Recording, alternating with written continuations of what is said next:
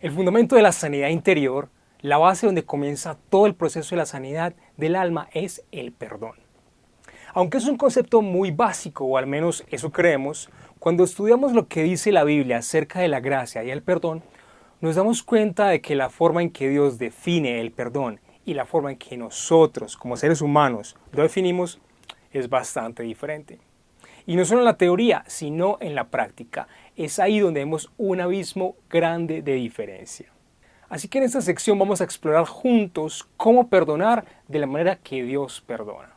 La gracia de Jesucristo, su favor inmerecido por nosotros, debe ser la motivación y la razón por la que nosotros perdonamos a otros. No es porque lo sentimos o porque somos las personas más dulces del universo. Es porque recibimos la gracia de Dios y por lo tanto damos gracia a los demás.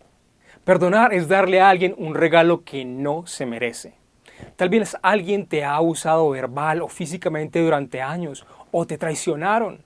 Si lo miras desde el punto de vista humano, estas personas no se merecen el perdón.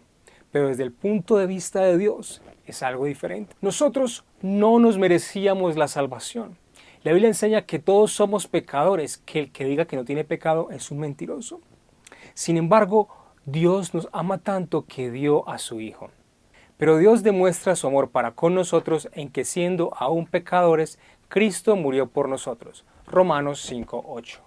Uno de los pasajes más reveladores del perdón está en Mateo 18. Por eso el reino de los cielos puede compararse a cierto rey que quiso ajustar cuentas con sus siervos. Y al comenzar a ajustarlas le fue presentado uno que le debía 10,000 talentos. Pero no teniendo él con qué pagar, su señor ordenó que lo vendieran, junto con su mujer e hijos y todo cuanto poseía, y así pagara la deuda. Entonces el siervo cayó postrado ante él diciendo: «Ten paciencia conmigo y todo te lo pagaré». Y el señor de aquel siervo tuvo compasión y lo soltó y le perdonó la deuda. Pero al salir aquel siervo, encontró a uno de sus consiervos que le debía 100 denarios, y echándole mano lo ahogaba diciendo: «¡Paga lo que me debes!».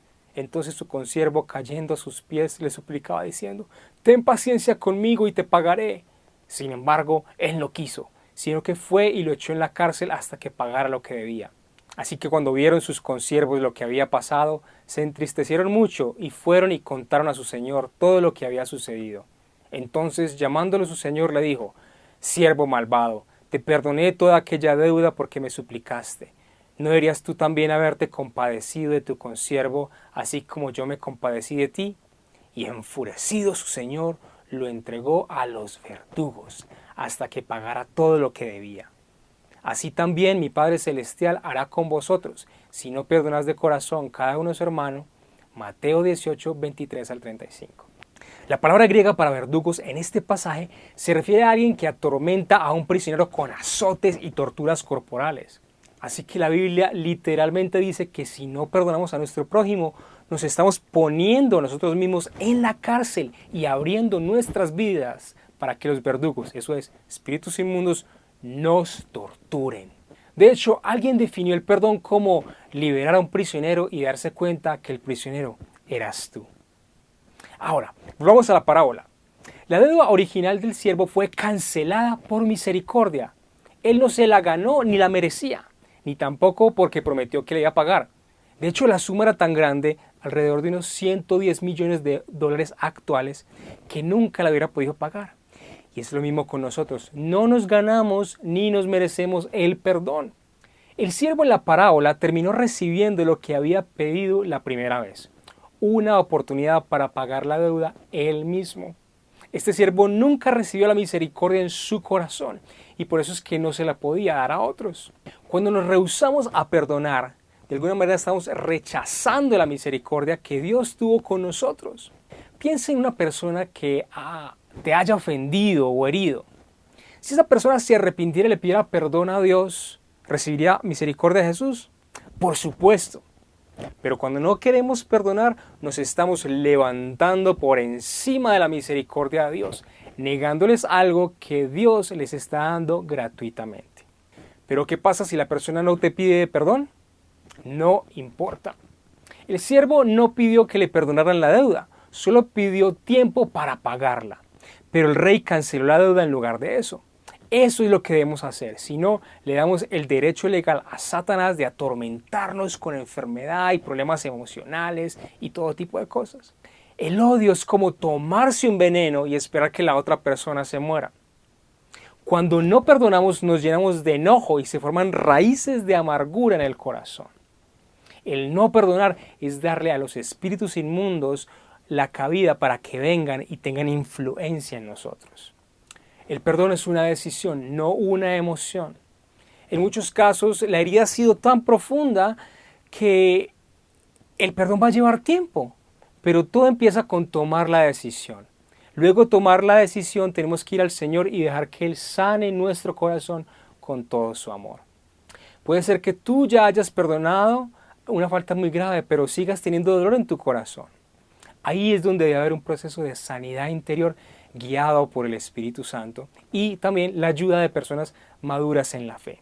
Y ese es el propósito de este curso. Para aprender a vivir un estilo de vida de perdón debemos caminar en el nivel de la gracia.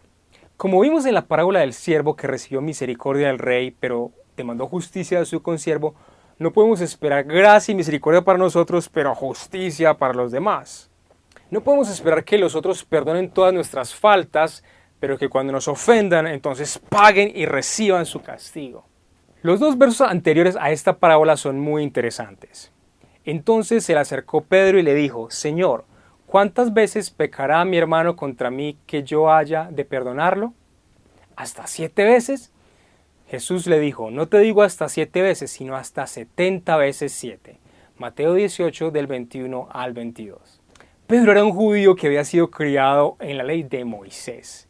Y en la ley del Antiguo Testamento era ojo por ojo, diente por diente. Si alguien le sacaba un ojo al otro, entonces la ley decía que había que sacarle el mismo ojo a esa persona que lo hizo. Y si alguien irrespetaba a sus padres o cometía adulterio, tenía que morir apedreado. Pero Pedro observaba a Jesús y veía que él era buena gente con todo el mundo y perdonaba a los adúlteros y no rechazaba ni condenaba a los recaudadores de impuestos, que eran considerados lo peor de la sociedad en esa época. Seguramente Pedro pensó: bueno, la ley tiene 0 tolerancia con el pecado. Una vez que lo hagas, recibes el castigo. Pero Jesús nos enseña algo diferente. Entonces digamos que para Jesús de pronto un buen número es 7. ¿Pero qué le dijo Jesús?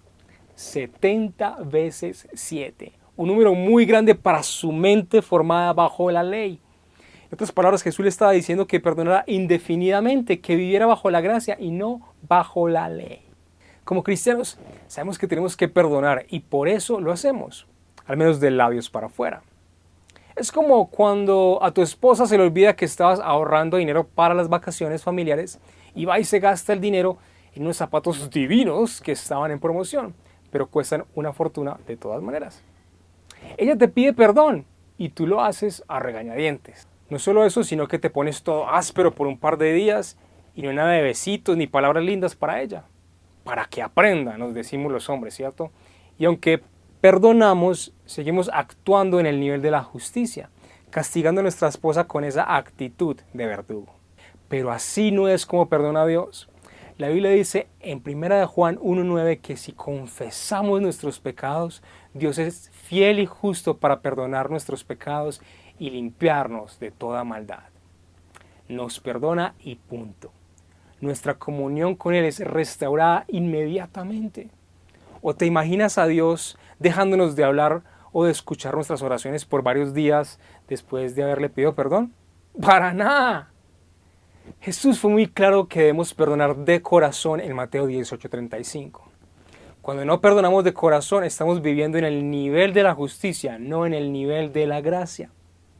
Hoy mismo debemos tomar una decisión. ¿En qué nivel vas a vivir? ¿En el nivel de la gracia o en el nivel de la justicia? Vamos a ilustrar esto. Imagínate que estás parado sobre una silla. Digamos que allí donde estás parado es el nivel de la gracia, donde el río del amor de Dios fluye continuamente y no cargas ninguna ofensa. Pero abajo, en el suelo, está el nivel de la justicia. Cuando decidimos vengarnos de quien nos ofende, nos bajamos del nivel superior de la gracia hacia la justicia. en ese momento el diablo puede venir y exigir que paguemos todas nuestras deudas, tal como en la parábola. Aquellas cosas que le hicimos a la otra persona y por las cuales habíamos recibido perdón, se nos vuelven a imputar. Por eso es que cuando entramos a discutir en ese nivel de la justicia, empezamos a sacar, como decimos en Colombia, todos los trapitos al sol y recordamos las ofensas del pasado. Hace 10 años usted me hizo tal cosa, o hace 6 meses pasó aquello y no se acuerda. El enemigo viene a recordarle a la otra persona aquellas cosas que supuestamente se habían olvidado.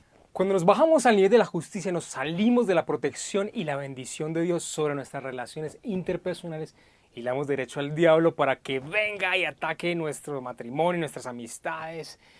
Y entre más sigamos con ese patrón, más puertas le abrimos al enojo, la desconfianza, la amargura y los celos.